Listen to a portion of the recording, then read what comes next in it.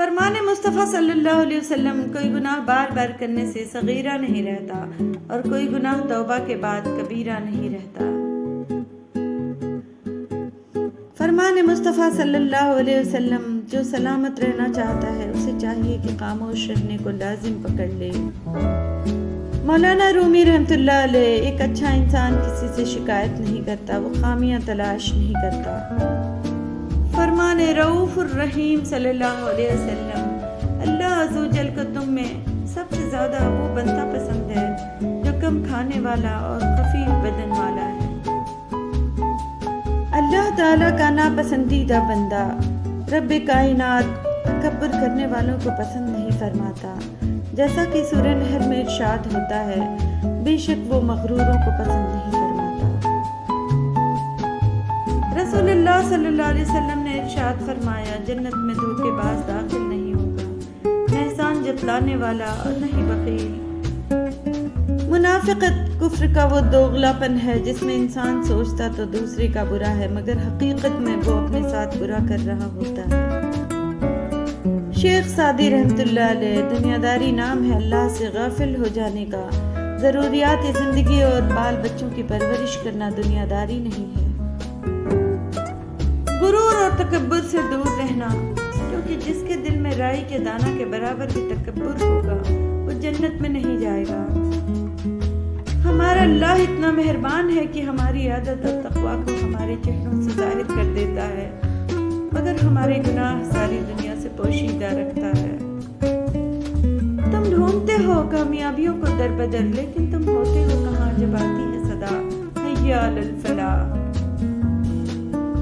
الحمدللہ، یہ وہ جملہ ہے جو بہت کچھ ایک پل میں بہتر کر دیتا ہے۔ جو کسی کا برا نہیں چاہتے ان کے ساتھ کوئی برا نہیں کر سکتا، یہ میرے اللہ جل جلالہ کا وعدہ ہے۔ جب دعا سے بات نہ بنے تو فیصلہ اللہ پر چھوڑ دیں، اللہ اپنے بندے کے حق میں بہتر فیصلہ کرتا ہے۔ اللہ ناراض ہو کر روٹی نہیں چھینتا، سجدے کی توفیق چھین لیتا ہے، اور یقین مانو یہی سب سے بڑا خسارہ ہے۔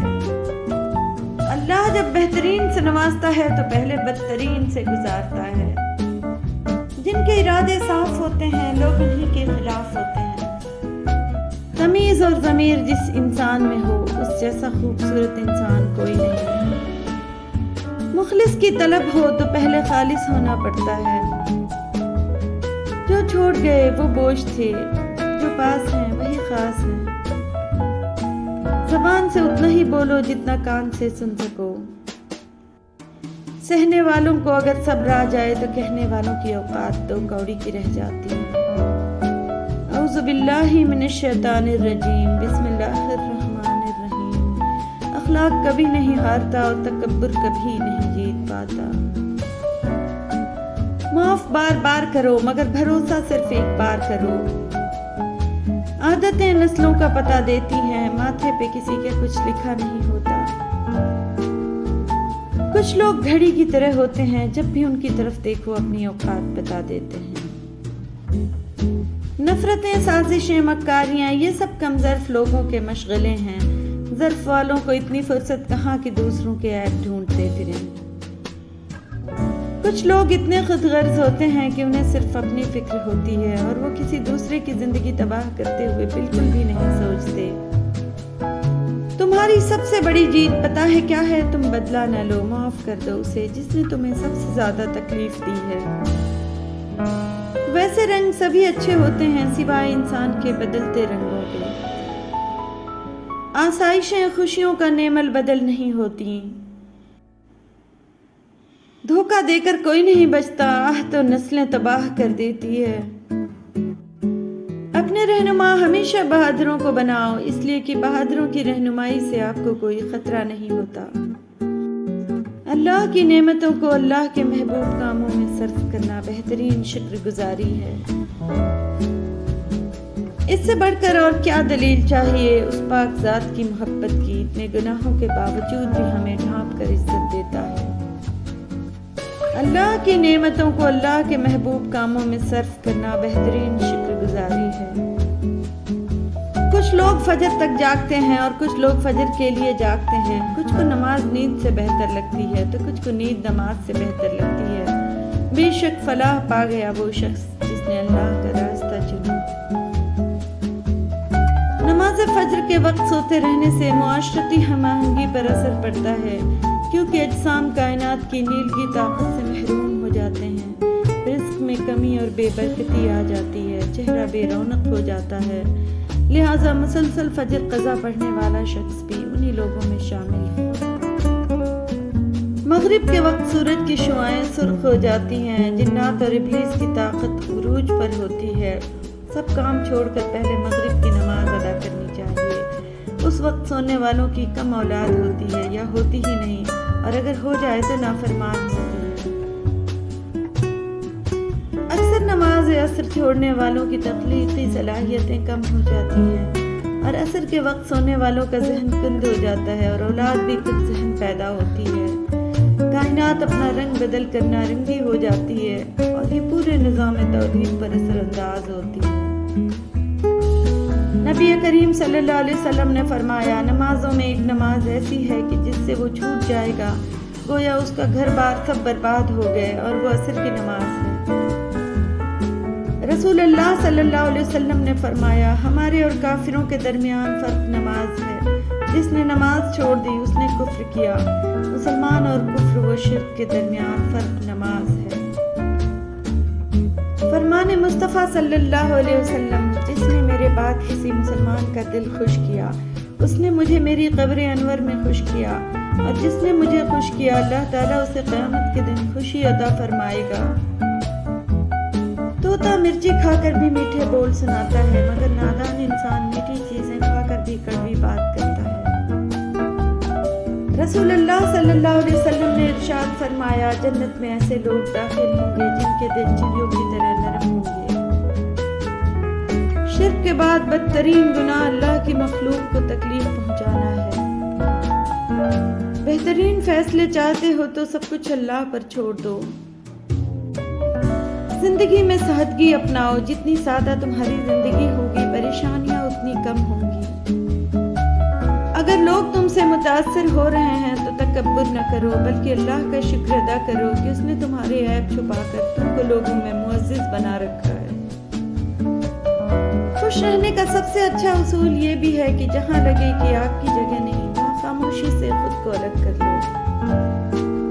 تقریباً 18,000 مخلوقات میں صرف انسان ہی پیسہ کماتا ہے. کوئی مخلوق کبھی بھوکی نہیں رہتی اور انسان کا کبھی پیٹ نہیں بھرتا. نماز مٹی کے انسان کو سونا بنا دیتی ہے. حضرت علی رضی اللہ تعالیٰ عنہ سے پوچھا گیا کہ انسان برا کب بنتا ہے. فرمایا, جب وہ اپنے آپ کو دوسروں سے اچھا سمجھنے لگے. ابو ہریرہ رضی اللہ تعالیٰ عنہ کہتے ہیں کہ نبی اکرم صلی اللہ علیہ وسلم نے فرمایا, اگر تم گناہ کرو یہاں تک کہ تمہارے گناہ آسمان تک پہنچ جائیں پھر تم توبہ کرو تو اللہ تعالیٰ ضرور تمہاری توبہ قبول کرے گا. حضرت محمد صلی اللہ علیہ وسلم نے فرمایا, اگر تم میرے بعد دیکھو کہ علی رضی اللہ تعالیٰ عنہ ایک راستے پر چل رہے ہیں اور تمام اولاد آدم علیہ السلام ان کو چھوڑ کر کسی دوسرے راستے پر چل رہے ہیں تو تم میری یہ وصیت یاد رکھنا کہ تم تمام اولاد آدم علیہ السلام کو چھوڑ دینا مگر علی رضی اللہ تعالیٰ عنہ کا ساتھ کبھی نہ چھوڑنا. مولا علی رضی اللہ تعالیٰ عنہ کبھی تمہیں گمراہ نہیں ہونے دیں گے. سورہ رحمان میں اللہ تعالیٰ نے اپنے بندوں پر 3 عنایات کا ذکر کیا ہے. گندم اور اناج میں کیڑے پیدا کر دیے ورنہ لوگ اسے سونے اور چاندی کی طرح ذخیرہ کر لیتے اور لوگ بھوکے مر جاتے.